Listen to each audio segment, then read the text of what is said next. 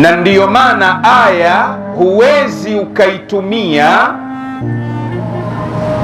kuharamishia kuwaingilia wanawake kinyume na maumbile. Huwezi ukatumia aya hii kwa sababu aya ni mujmal.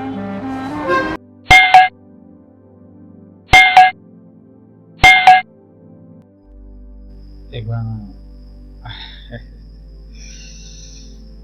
habari zenu? Karibu sana baba yangu, mama yangu, dada yangu, kaka yangu, wadogo zangu, washikaji wenzangu, vijana wenzangu. Bwana, kwanza kabisa amani ya Mungu iwe pamoja na nyinyi wote ambao nimepata bahati ya kuangalia hii video kutoka kwa ndugu yenu Mfarisayo hapa. Mtu ambaye nadhani kama ni mtu ambaye unafuatilia vizuri video zangu kuanzia episode ya kwanza mpaka ya mwisho, basi unakuwa hauna mashaka juu ya ukweli wangu ambao ninakuwa ninaufikisha kwenye jamii, kwa sababu unajua sisi ni watu ambao hatuna mbambamba mzee, tumenyooka. Sasa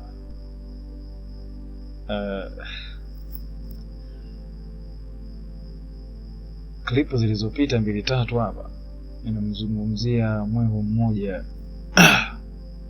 aliyekuwa anaitwa Haji Upepo. Nadhani episode ya mwisho ipo tayari, muda wote inaweza ikapanda hapo, lakini kwa sababu nimebakia episode moja tu kwa ajili ya kumalizana na Haji Upepo, kuna mpuuzi mmoja asa huyu yeye ndio balaa zaidi. Yaani Waislamu sijui hata wana shida gani. Lakini mimi niwaambieni kitu kimoja ndugu zangu, kwamba haya yote yana mwisho. Haya yote yana mwisho. Unajua kuna vitu tunavifanya kwenye maisha ya duniani hapa kwa ajili ya kukidhi haja zetu za kidunia, lakini kwa mtu ambaye ana imani ya Mungu anajua kwamba dunia sio kudumu, kwa sababu umeishi sana. Hata kiishi miaka 300 kwa mfano, japokuwa kwa sasa hivi ama anaweza kufikia umri huo, hata kama ukiishi kwa muda huo, unadhani dakika za mwisho ikiwa baada ya hapo utaingia motoni, utaishi muda gani? Kwa sababu kule hamna kufa mzee, kwa sababu hapa piga huo itafika tu point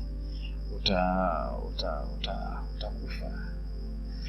Sasa kuna mwehu mmoja huyu, yeye kwa kweli nisipepese maneno, ni mpumbavu, ni mshenzi, na naweza nikaongezea pia ni mfilaji. Mfarisayo ni mtu ambaye nimenyooka, yani sina mambo ya kulemba-lemba, yani mwaga simpakipaki mtu mafuta.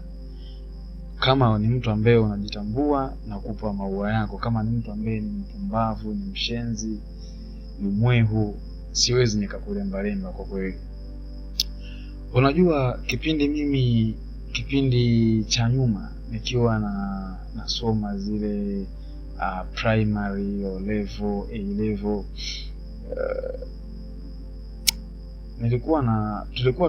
tulikuwa nao vijana wa Kiislamu, marafiki zetu, majamaa zetu, wale walikuwa wakinipa kanzu na kofia kwa ajili ya kwenda kulia wali kwenye maulidi. Kusema kweli, kwa kuzingatia tabia za wale vijana ambao ni rafiki zangu wale wa Kiislamu, wala hata hawezi kashawishika kwa Muislamu. Kwa sababu gani?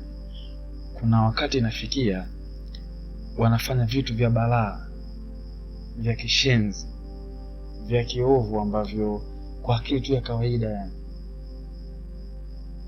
havi make sense. Yani na maana kwenye uovu walikuwa wenyewe wanakuwa ni waovu zaidi kuliko hata sisi ambao sio Waislamu. Sio, nielewa. Yani kwa wao kama wao ulikuwa mtu uwezo hata yani hata uwezo kawaza mara mbili kama kuna yani uwezo hata ukawaza kama Uislamu ni issue ya msingi, wala yani kwa vile ambavyo vitu walivyokuwa wanavifanya. Yani na ukisikia Amerika vile wanavyoongea kuhusu Uislamu, unaamini ndio hivyo hivyo kabisa walivyo wa jamaa. Mtanielewa tunamaanisha nini. Kiufupi, Waislamu ndio mnaongoza katika maovu, katika mabalaa na mambo ya kijinga yote. Nyie ndio mnaongoza katika madhambi yote. Waislamu nyie ndio, nadhani ndo utadhania nyie mmeamrishwa mfanye hivyo. Inapokuja swala zima la ulevi, Waislamu mnalewa bwana. Ulevi mimi na jamaa zangu naongea kitu ambacho experience kwa jamaa zangu, na wewe ambaye uko hapo ulipo weka comment hapo. Ni kweli Waislamu ni walevi?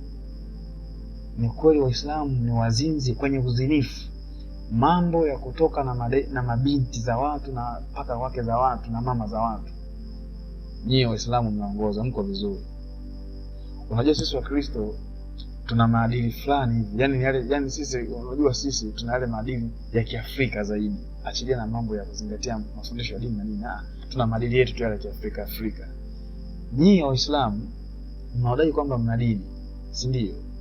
Ndio mnaongoza, ndio vinara kwenye maovu.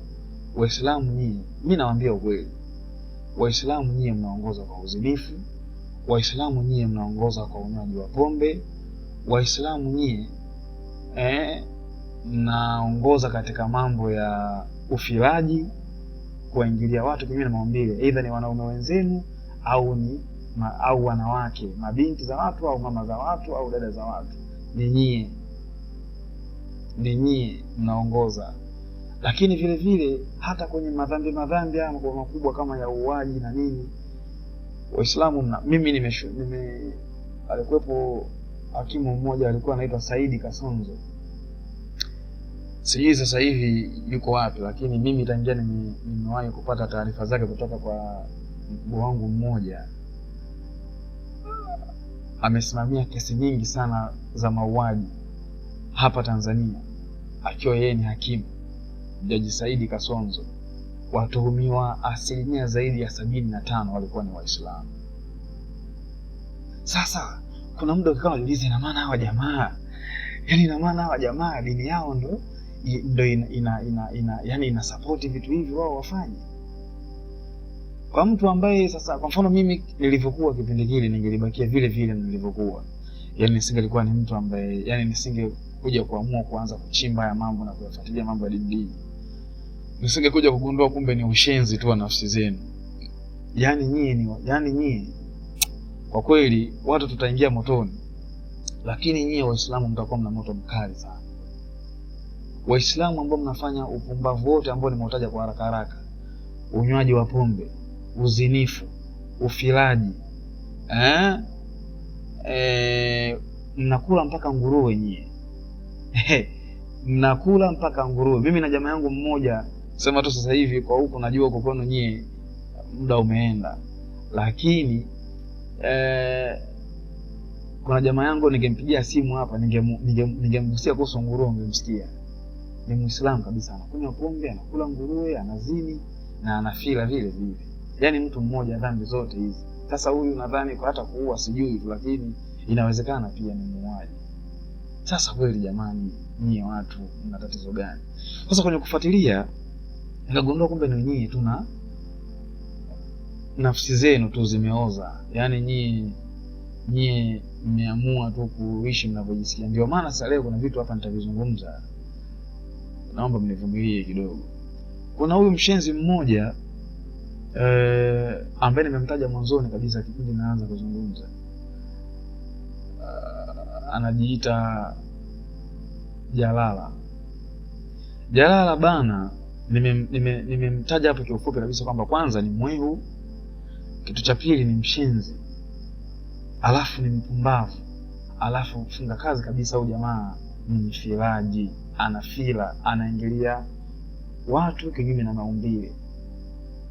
Na hapo kwa upande wake yeye, kwa mujibu wa data nilizonazo, ni kwa wake zake. Ina maana wewe kama ni jirani wa mke wa Jalala, sehemu yoyote mpendayo, masikioni, kichwa, ndio maana ya haithuma, puani,